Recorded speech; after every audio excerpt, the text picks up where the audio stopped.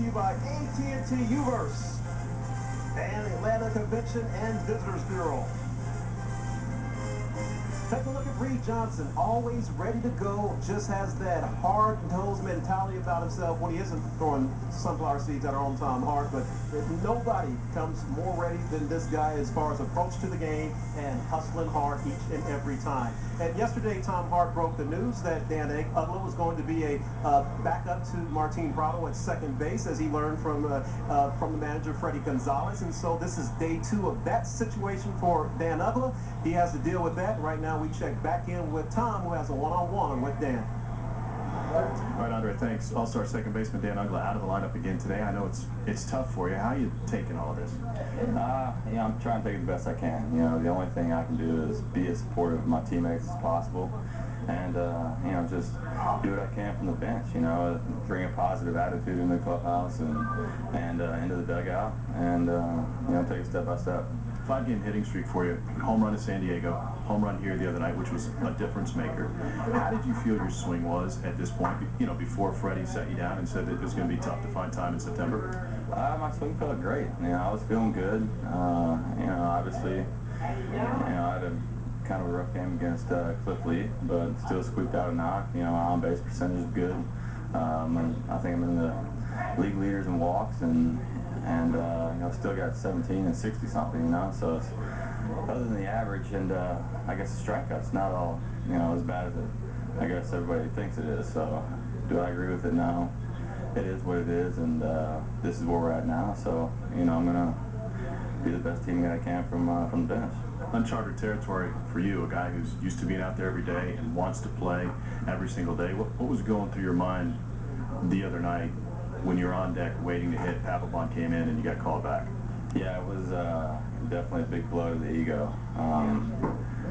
But that's a decision that Freddie made.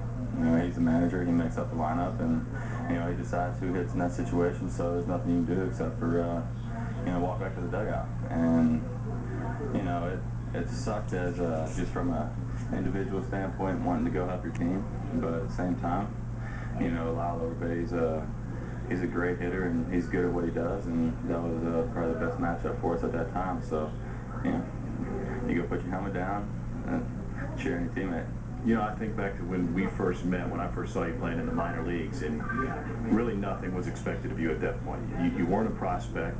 You didn't have regular playing time. You had to fight for that even at the AA level before you were Rule 5, and you seemed like a guy who worked as hard as you could to get to where you're at. Do you think you're almost back in that position where you have to go through that grind to get back? Yeah, well, anytime you get benched, it's going to be a grind to kind of figure everything out, figure where your place is. And, this is September now, this is crunch time, this is, we're fighting for the postseason, fighting for, a chance to win a World Series. And now I've got to do it from a different, standpoint than I thought I was going to be doing it from the beginning of the year. So it's, like I said, it's going to be an adjustment, but I'll make the adjustment. And, this isn't like the end of anything. I'll be in the lineup again as a regular and doing my thing and hitting 30 homers and driving in 100 like I used to. And you'll have that opportunity, Freddie said, even to burn your way back. It might be tough, though, with a couple of pinch hits. How does your mindset change if you get a start every few days or a pinch hit appearance to get in there and focus and turn in good at-bats? Is that tougher than it seems? Well, I'm not doing anything to try and impress Freddie. He's watched me for the last 6 years, and he knows exactly what I'm capable of doing. Anytime I get a chance to do something on the field, it's going to be for my teammates and for the fans. So it's not going to be like I have to get a hit here so I can get another opportunity. I'm going to go up there and put together a good at-bat and, let the cards fall where they may. Always appreciate the time. Thanks. You got it. All right, that's the story for today. Back to you, Andre. All right, Tom, thank you very much. Excellent job, Tom, kind of recapping Dan's journey there.